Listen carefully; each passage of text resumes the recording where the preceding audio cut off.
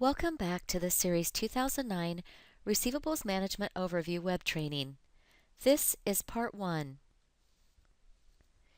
In Part 1, we will cover the Payments Fast tab on the agency card.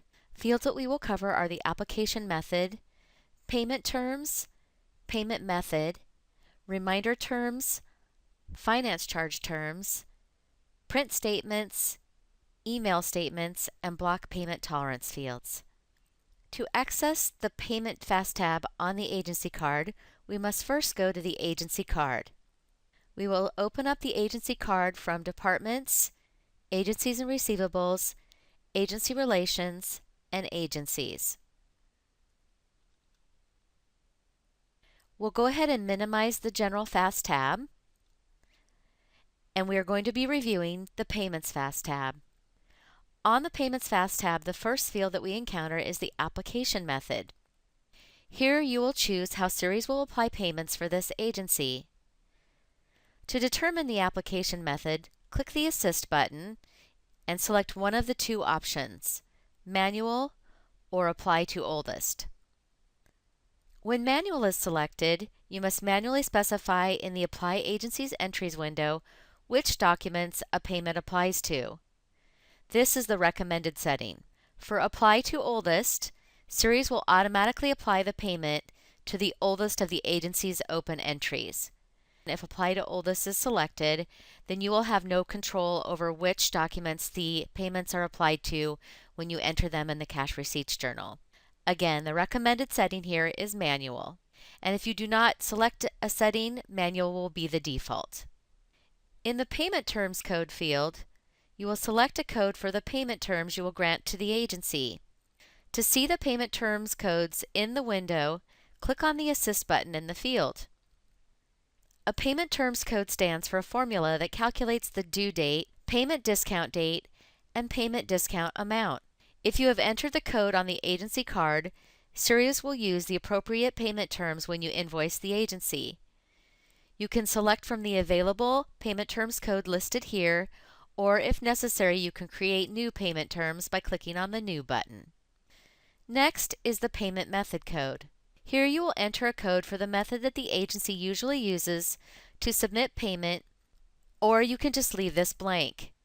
You can enter a maximum of 10 characters, both numbers and letters, in the payment methods. To see the payment methods that are available, click in the Assist button field, and you will see them in the drop-down. Again, if you need to add new payment methods, click on New, and you have maximum of 10 characters for the payment method code. The Reminder Terms Code field is where you can specify what information should be included on reminders and when the reminders should be created. This field is not normally used by food banks. For more information on using reminder terms, please see the Navision 6.0 Receivables Management document, Chapter 5. Next is the Finance Charge Terms Code field. Here you can enter information about the interest calculation method, interest rate, and more. Again, this field is not normally used by food banks, but if you wish to see more information regarding it, please see the Navision 6.0 Receivables Management document. The Print Statements field is a field to indicate whether to include this agency when you print statements. Statements can still be printed even if this field is not checked. However, if it is checked, then when you run the statements report, you can set a filter for print statements equals yes, and all of the agencies where print statements has a check mark will be included in that run. If you select print statements equals no when running that report, then you would get all of the statements for agencies where this box is not checked. Likewise, for email statements, if you select this box, then a statement will be emailed instead of being printed. You must first set up an email address in the Statement Delivery Email field on the Communications Fast tab prior to selecting this field, and it must be a valid email address. Otherwise, when you select to do the statements and those going to agencies where email statements is checked, if the address is not accurate, then the email statement will not be sent. For this agency, the email address is displayed when the Communication Fast tab is collapsed, because we've marked it as a promoted field. We know that it's already been set up, and so when we check email statements, we know that this agency now will be eligible for receiving statements via email. Next is the last statement number field. This field displays the number of the last statement that was printed for this agency. The number of the next statement will be one higher. Currently, there is no number listed because a statement has not been printed yet for this agency. You can also manually enter a different number in this last statement number field, but be aware that this will interrupt the numerical sequence of the agency's statements.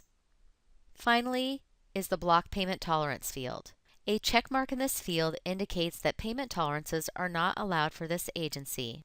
For more information about block payment tolerance, you may refer to the Receivables Management Training document. This concludes Part 1 of the Receivables Management Overview. Please join us for Part 2, using the Cash Receipt Journal.